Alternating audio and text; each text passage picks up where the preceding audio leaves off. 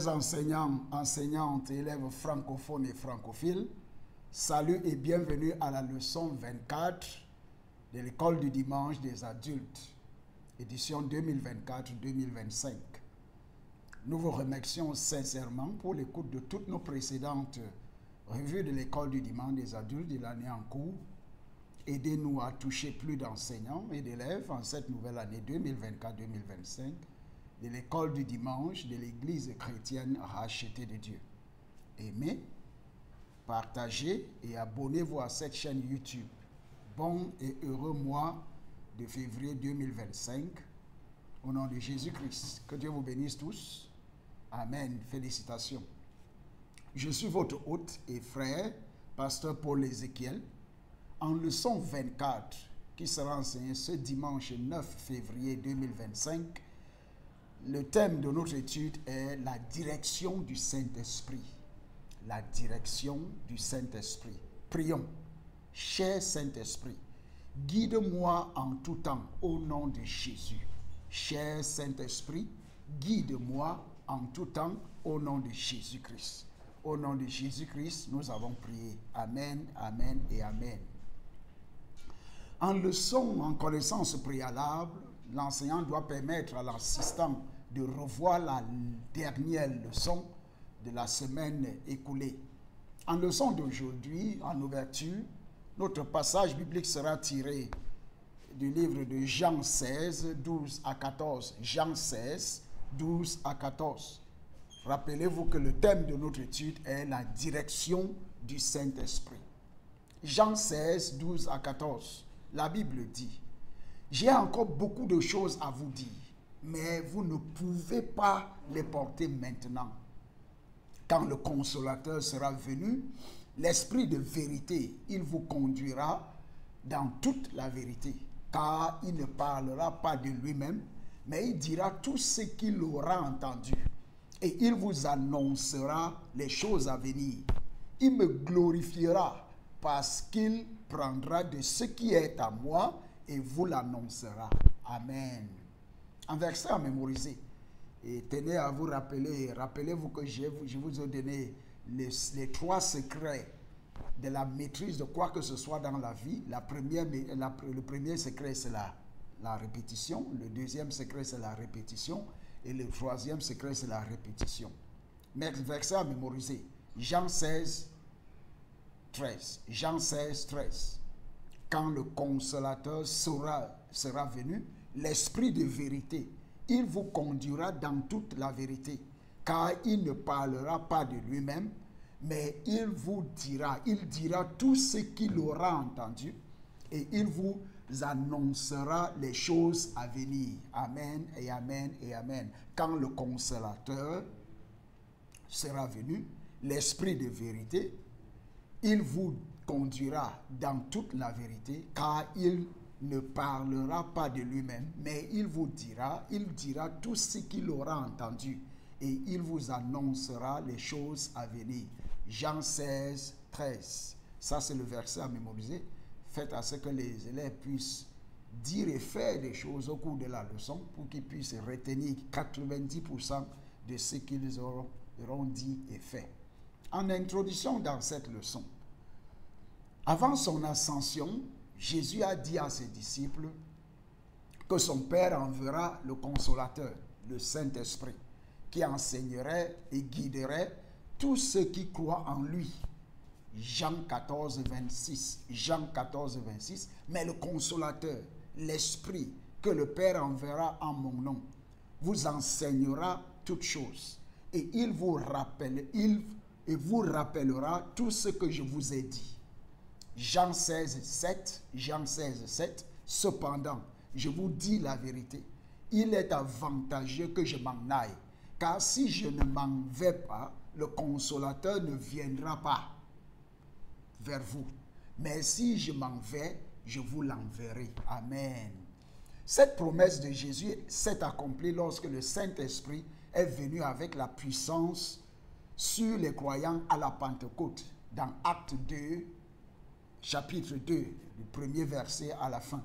Aujourd'hui, lorsqu'une personne croit en Christ, le Saint-Esprit fait immédiatement partie de sa vie. Romains 8, 14. Romains 8, 14, la Bible dit, car tous ceux qui sont conduits par l'Esprit de Dieu sont fils de Dieu. Car tous ceux qui sont conduits par l'Esprit de Dieu sont fils de Dieu. 1 Corinthiens 12, 13. 1 Corinthiens 12, 13, la Bible dit, nous avons tous, en effet, été baptisés dans un seul esprit pour former un seul corps, soit juif, soit grec, soit esclave, soit libre. Et nous avons tous été abreuvés d'un seul esprit. Amen. Dans le cadre du journal de l'enseignant, dans cette leçon, nous voulons enseigner aux élèves comment être guidés par le Saint-Esprit. Comment être guidé par le Saint-Esprit. Sachez que dans le cadre du journal de l'enseignant, ce n'est pas enseigné lors de la classe, mais lors de l'école du dimanche, la préparation de l'école du dimanche, soit le jeudi, vendredi ou samedi, selon le cas. En méthode d'enseignement, nous allons utiliser la méthode d'enseignement magistrale, mais cela ne veut pas dire que vous devez monopoliser la parole. Faites à ce que vos élèves disent et fassent des choses lors de l'enseignement pour qu'ils puissent retenir au moins 90% de ce qu'ils ont appris après 72 heures ou 3 jours. Gestion du temps. Nous avons 2 grandes lignes dans cette leçon et nous allons partager notre temps d'enseignement de manière équitable entre ces 2 grandes leçons. Grande leçon 1, les fonctions du Saint-Esprit. Les fonctions du Saint-Esprit. Point A. Le Saint-Esprit a de nombreuses fonctions.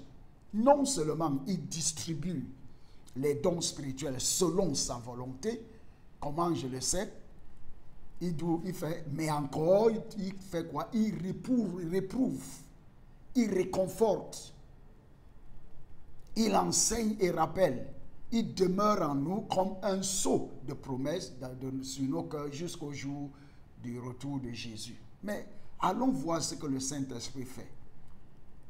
Nous avons dit que le Saint-Esprit a de nouvelles fonctions. Non seulement il distribue les dons spirituels selon sa volonté. Comment nous le savons? 1 Corinthiens 12, 7 à 11. 1 Corinthiens 12, 7 à 11. La Bible dit, or, à chacun la manifestation de l'Esprit est donnée pour l'utilité commune.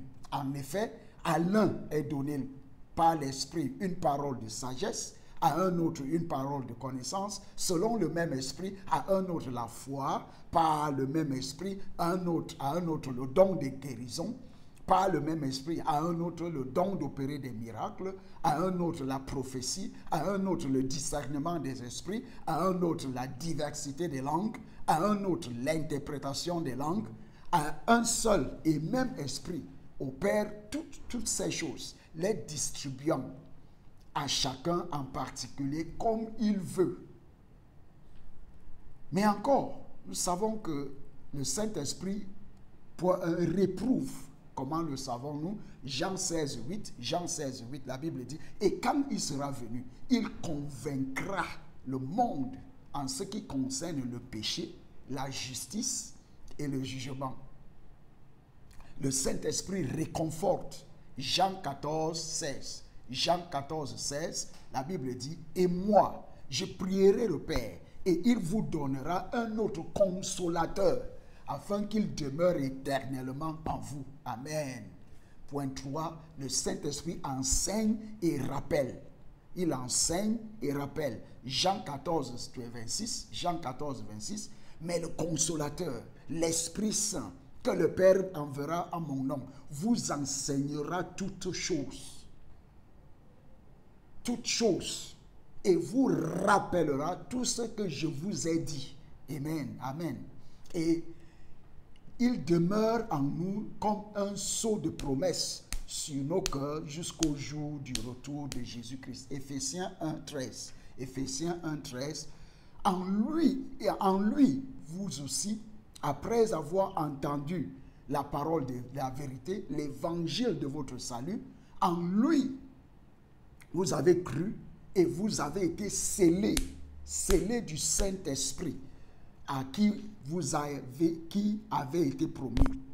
Dans Éphésiens 4, 30, n'attristez pas le Saint-Esprit de Dieu, par lequel vous avez été scellés pour le jour de la rédemption. Amen. Point B. Le Saint-Esprit joue également le rôle de guide, de conseiller, nous guidant sur la voie à suivre et nous révélant la vérité de Dieu. Luc 12, 12, la Bible dit, car le Saint-Esprit vous enseignera à l'heure même ce qu'il faudra dire. Amen.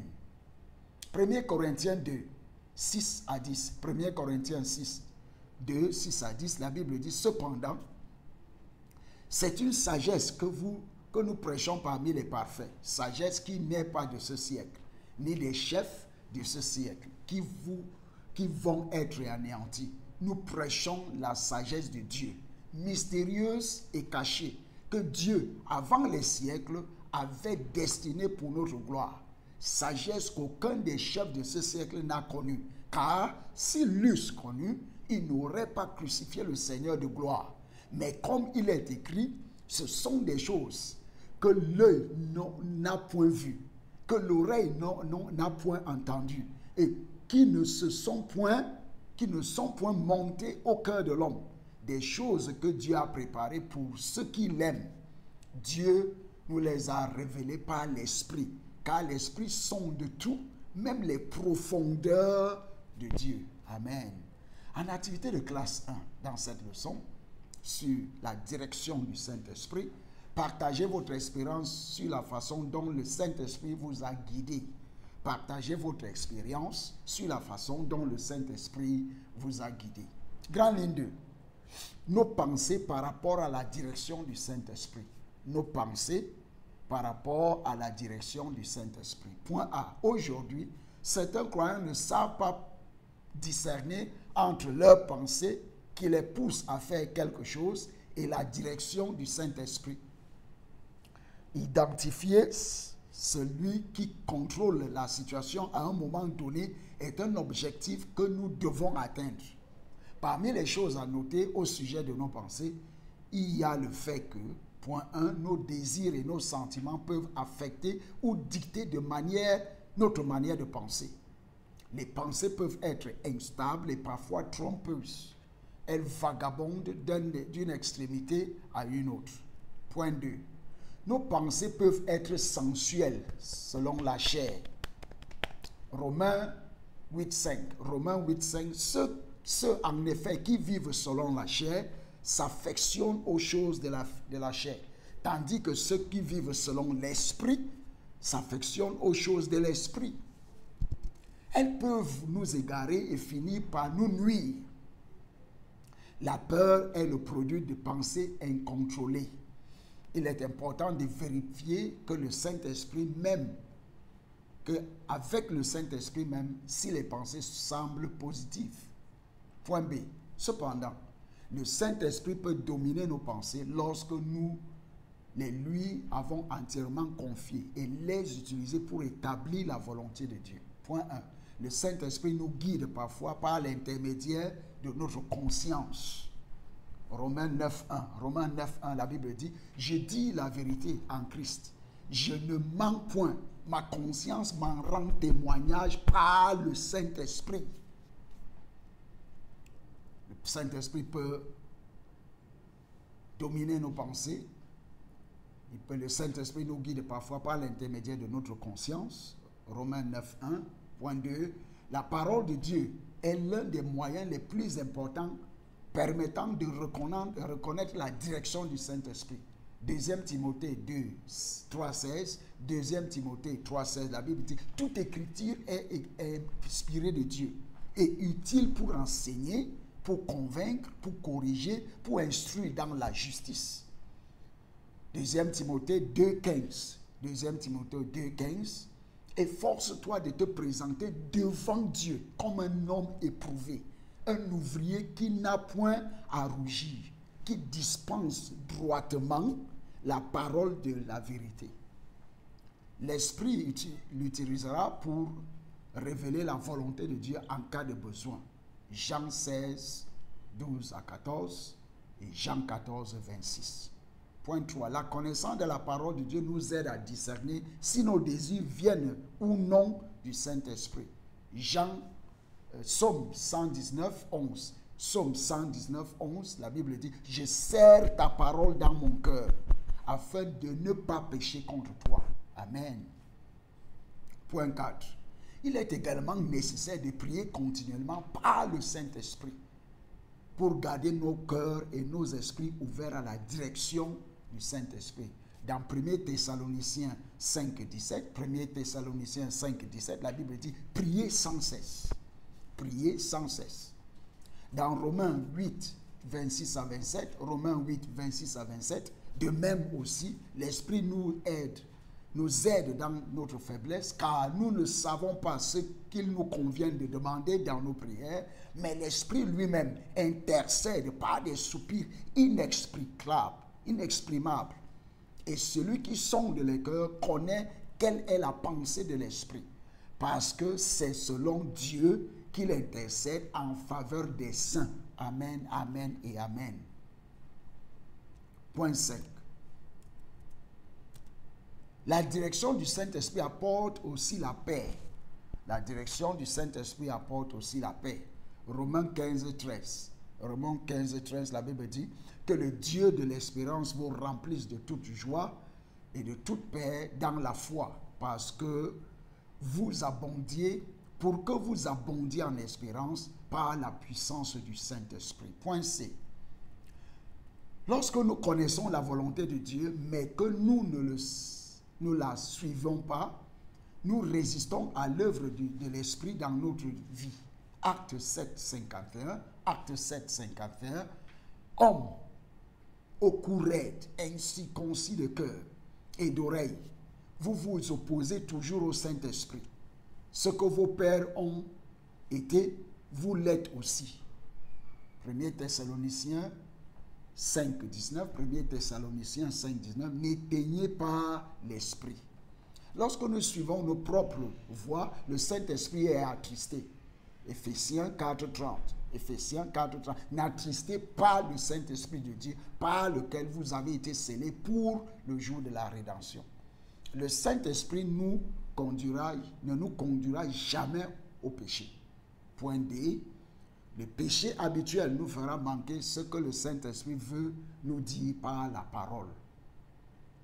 Activité de classe 2.